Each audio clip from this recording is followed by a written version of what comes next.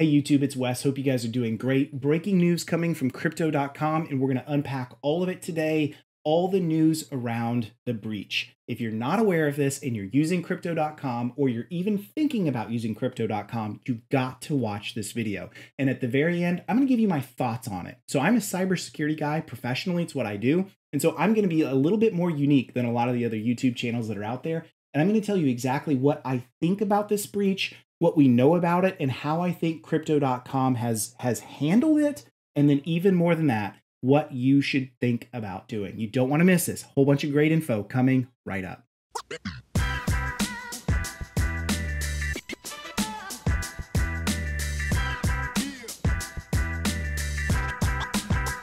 Hey friends, Wes Spencer here. I am so glad you've joined us back again today as we dive into what happened in the crypto.com hack. We're going to really unpack the story from the very beginnings all the way through to the end, along with my thoughts and opinions around this. I'm a cybersecurity guy. I'm an expert in that world. It's what I do. It's who I am. So I love covering that. I'm also an entrepreneur and I love crypto. We do no moon pumping on this channel. Zero price speculation. The truth is no YouTuber really knows what they're talking about when it comes to that stuff. And if you listen to someone like me, and me in particular, you're going to go broke. So make your own wise decisions when it comes to investing, and also make wise decisions on how you handle your crypto. There's a whole lot to be said about that. So let's go ahead and jump right in. And as we do, would you hit like? Would you hit subscribe? Let me pause for a second while you do that. Thank you very much. It really does go a long way for the channel. I would love for you to share this with all your friends. Just tweet it out because people need to know, if you're using crypto.com, what the heck has happened. So let's do this. I'm going to share my screen out. Right here is twitter.com. I just got Twitter open. I'm looking for crypto.com hack. There's a ton of information that's coming out around all of this. You're seeing major news outlets carry this. I've seen like Reuters. I've seen several big. There's BTC News, even some like major outlets. Let's see if I can find a couple as we're going through here on this. Yeah, there's Forbes, right? So even Forbes is covering this. So it's really hit the news around this $34 million attack that's happened. And we're going to see as we dive into this, crypto.com did some really good things through all this, but they also made some mistakes. And I hope they watch this video today because I'm going to cover some of the things that they could have handled a little bit better with some more experience. But overall, I am glad that funds have been returned that have been stolen. I'm glad that they've returned it. They've done the right thing by the customer, which is the most important piece to this. But certainly there's some things they could have tweaked in all this. So let's do this. Let's just jump back in time and let's see what they said and how things went. So the very first indication of anything happening came from this tweet right here. So this was on January 16th. And look what they say here. They're saying we have a small number of users reporting suspicious activity on their accounts. Okay, so by and large, I'm okay with that statement. We don't really know what small is. You know, is small like 10? Is small like 100,000? I mean, it's an arbitrary, subjective statement they made there, but I'm okay with that.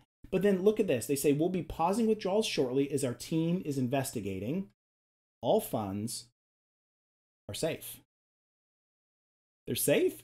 Really? Are you sure they're safe? You know, here's the thing about the blockchain. Maybe they don't know this and other people don't know it, but it's kind of immutable. And at least with Ethereum and Bitcoin and many others, what gets written to the blockchain is permanent record. Anybody can go and see anything. And as I'm going to show you here in a minute, there was a whole bunch of funds that were stolen that we can see prove that all funds were not safe, right? And so they made a mistake there. I'm not going to say they were lying. I think I would be shocked if crypto.com, as reputable of a company as they are, would lie about that knowing the blockchain will prove the truth. So it's probably much more this. When they wrote that tweet, the marketing person said what the marketing person was told to say. And maybe at that time, the funds were safe while the suspicious activity was happening. But regardless, here's a key when we handle incident response from a cybersecurity guy. Never give absolutes unless you have the absolute answer. So here's how this tweet would have been far better. I would just say this. They should have said, we have some users reporting suspicious activity on accounts. Don't give the word small. Just get rid of that word altogether. And then this is good. We'll be pausing withdrawals. Our team is investigating. Those are good statements. Just hard stop there. Don't say things like all funds are safe when you're still investigating. See, we have this thing we often talk about in cybersecurity. Absence of evidence is not evidence of absence, right? And they made that critical mistake. Don't say things like it's safe until we know that it's safe, until investigation has completed. That's where they got themselves in trouble. So let's dive in a little bit more, and we're going to see some more on this story. So this came from Yannick Crypto. This came the next day. So this came on the 17th at 9 p.m. And look what Yannick said. And by the way, you need to give him a follow. Yannick Crypto is the handle. I'm now following this person. Great information on the channel. So here's what he says. Today, crypto.com was hacked, and he actually gives the address out. And we know that 4,835 ETH were stolen. Okay, so there we go. We know it's not safe. We can even see the address of where it all went. So we know that's not good. Now, he mentions a couple other things as you scroll down in the thread. One thing that Yannick says is they somehow made withdrawals to 282 different addresses with 2 to 8 transactions, an amount of 2 to 4 ETH. And then look what he says. Looks like someone knew about the security trigger systems, an inside job. Now, let me unpack this for a minute so you kind of understand what's happening here. We do know that what the bad guys did was when they stole the funds, they sent them out to a whole bunch of different addresses instead of sending out a ton of Ethereum to one address, which would definitely catch any kind of like anomaly systems. So what they did was they sent it out to a whole ton of different addresses in small increments of 2, it says 2 to 4 ETH each. Presumably, that would be to dodge these systems that could be run to look for anomalous transactions. Now, we know from the day before, Crypto.com said they're seeing anomalous transactions. So who knows, right? Yannick it's total conjecture. Was this an insider job or was it not? I don't know. There's no way for us to know whether this is an inside job until facts come out and confirm or deny that. So I'm not going to make an assumption there. I'm not going to tell you if I think it was an inside job or not. I'm just saying Yannick is thinking possibly an inside job because they knew enough to try to be sneaky and hide the transactions. But really, any sophisticated bad guy should probably have that in their operation manual anyway, right? Let's be sneaky as we sneak stuff out so we don't just send out, all 4,000 ETH directly in one transaction or whatever, right? So who knows? We can't speak to that. Let's move forward. So this original tweet came on the 17th at 9:13 p.m. 1 hour later, this is the CEO of Crypto.com, same day, 10/17, so literally an hour after. Chris jumps on Twitter and he says this, some thoughts from the past 24 hours. No customer funds were lost. We know that's inaccurate, right? And then the rest of it's not bad, right? The downtime was about 14 hours. Our team hardened the infrastructure. At least we think they did. We'll share full postmortem after investigation's complete. So all of those things are good, right? Chris is being transparent. He's saying what's happening. He's bragging on his team. We handled the incident. The only major problem is, again, this misstatement that no customer funds were lost. As we see in the aftermath, they tweak that statement of like, well, this is what Chris really meant. But again, I don't know what happened here. I would think that Chris, being an ethical person, a very well-known person in the community, wouldn't just knee-jerk and lie. So I don't think he's lying here. I just think it's interesting that he says no funds were lost when we know for a fact just an hour prior to that, Yannick Crypto showed they were lost. So maybe it's just Chris is just repeating what he's being told, but we need to be careful on making statements like that until investigation is complete. I know I said that earlier in the video, but I can't say that enough. It's critical that we're careful on those things. Okay, so let's move forward a little bit more. So here's some more information. This one's coming from Vice. Crypto.com says the incident is actually a $30 million hack. Not a big deal. It's a little bit more than what we thought, right? They went from small to, okay, it was definitely in my mind pretty big, right? So, and in fact, not just 30, it ended up being more than that. So there's some more information around all this on how this was handled. They post a tweet from Chris once again around the full incident. We're going to actually open this up here in a minute. So there you have it. So we do know it's bigger than what he initially said. There's some good tweets that have come out around the information on this, and I will put links for all of these in the description of the video so you can go hunt down all of these. So this comes from PeckShield, and they're showing they were saying 15 million, but again, it ended up being a lot more than that.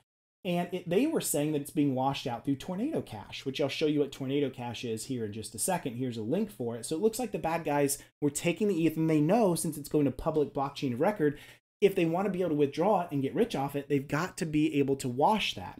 Now, we're going to see how good of a job they do actually washing it, because there's a lot of analysts that are now watching for this. And we've seen this time and time again with hacks, by the way, is sometimes they're not successful because the bad guys can't actually move the funds out. They've been marked forever and it becomes difficult for them. And I think that's a good thing, right? We should make it difficult for bad guys to wash crypto. By the way, it's a lot easier just to wash cash, right? We know that it's a fungible asset that's very, very, very washable. I've seen Breaking Bad. You probably have too. We know how easy that stuff is. Let's make it more difficult in crypto for sure.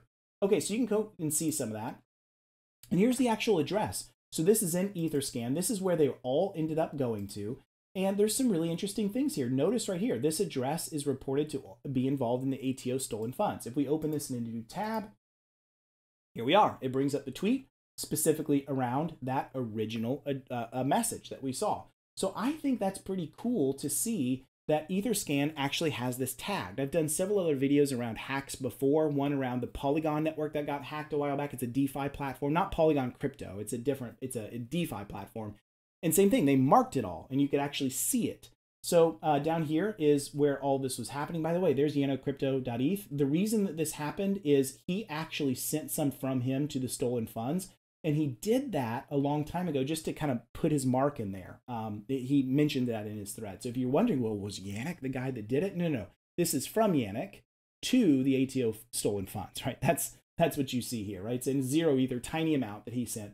The rest of it, here's all the funds as they went out. And notice that they're all going out to the Tornado Cash proxy. That may make you wonder, what the heck is the Tornado Cash proxy? Well, let's jump into a couple things. So this is from Certic. Certic does audits.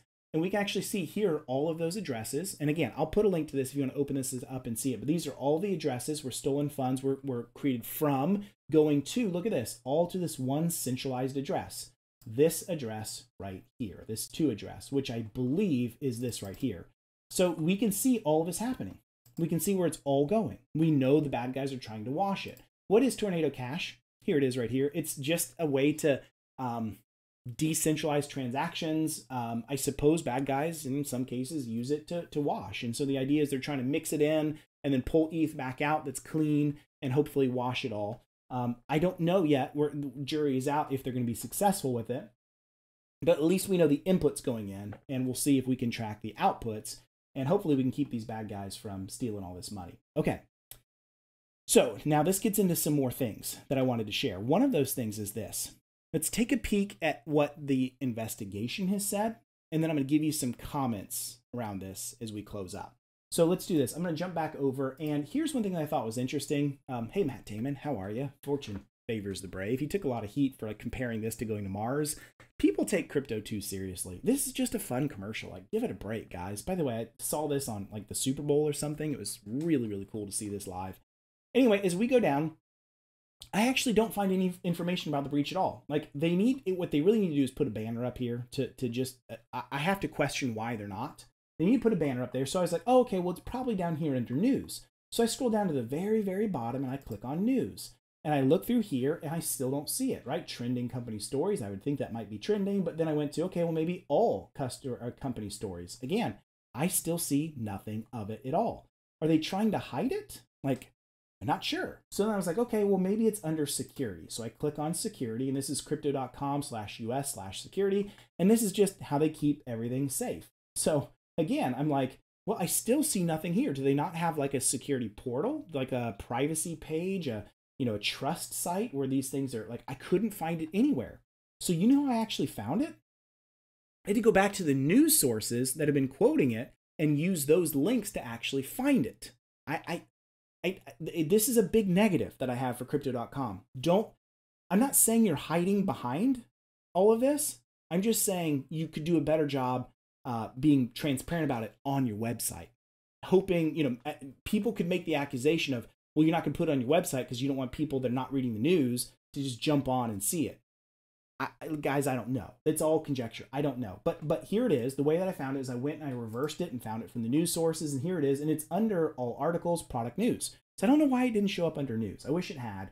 But here it is. There's all the information. I'm not going to get into all the details on this for sake of time because you can read this. But 483 crypto.com users, 4,800 ETH, and 443 Bitcoin were stolen, and approximately $66,000 in other currencies. So I don't even know how that happened. Like, did they wire it out somehow? Or have access to like the full transaction system. Like, there's a lot of questions that are rolled up in all of this that I think transparency should dictate back to us as users what exactly happened, and especially how like currency was able to be sent out.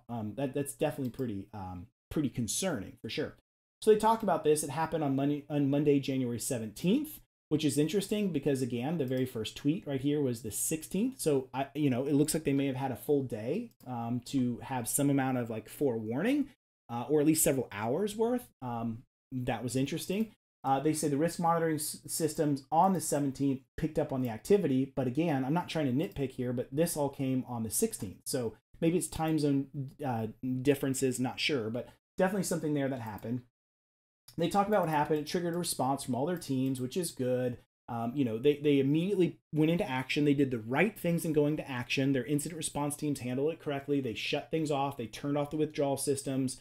They immediately canceled all their multi-factor token stuff, and they've reissued and reauthorized all this for everybody. So if you're logging into crypto.com and you haven't been in it in a few days, you're actually going to have to reset your two-factor. So they like hard reset all of it, and they even switched infrastructure systems. I don't know what their old one was, and I don't know what their new one is. I don't think they really have to share that with us, but we do know they made some switches here. So all of that's there. And they show a few more things here. So they say additional layer of security. And I think this is smart. This is good stuff. A mandatory 24-hour delay if it's a new whitelisted withdrawal address. In other words, we're not going to cause this delay all the time. It's just, it literally will happen if you have a new address to go out to. We're going to make it wait a day. I think that's the right thing to do. So if you ever think you may need to send funds out spur of the moment, then go ahead and set your withdrawal address now ahead of time before you ever have to use it. And then you can avoid that 1 day delay. So I think that's smart. I think that's a good setting to use. Full audit was complete. They're looking at everything. They already do penetration tests, which is where we test our systems like a bad guy would, for what good they do. They're releasing end user security features, like a full MFA that, I don't know the difference between what was old and what's new. So I'm not super sure. But then they also talk about this. The Worldwide Account Protection Program, the WAP, the Crypto.com WAP. So we can take a peek at this. Basically, this is a way of saying, hey, we're going to protect our users. So a couple things here that are in all of this. It's almost like FDIC insured. It's not insurance, right? But they're saying, just like FDIC insures up to $250,000, we're going to do the same. So if you're storing funds with us, $250K or down, if you're qualified, and we have a breach like this, you're going to be covered, is what they're saying. So there are some requirements for all this to happen. Here are those right here. You have to have multi-factor enabled and active. You have to set up an anti-phishing code as number 2. Number 3, no jailbroken devices, which I think is smart. 4, if you have an attack of some kind, you've lost your funds, you must file a police report and send it to crypto.com and then complete a questionnaire. Who knows what the questionnaire is? Hopefully it's not one of those like NDAs and promise not to sues. But who knows? Those are the 5 things you have to have in place in order to get that protection. I think the protection's awesome. I think that's smart. I think they should have it in place. I think exchanges, if you're going to hold your funds with an exchange, you need to have those kind of protections in place. So it's good to see it there. And then they're talking about the recent SOC 2 announcement. A SOC 2 is just an audit report. I know a lot about these. I have both gotten SOC 2 reports, like read them. I've read literally hundreds of them. And I've even gotten my own organization through SOC 2s. Let me just say this. SOC 2s don't mean a whole lot.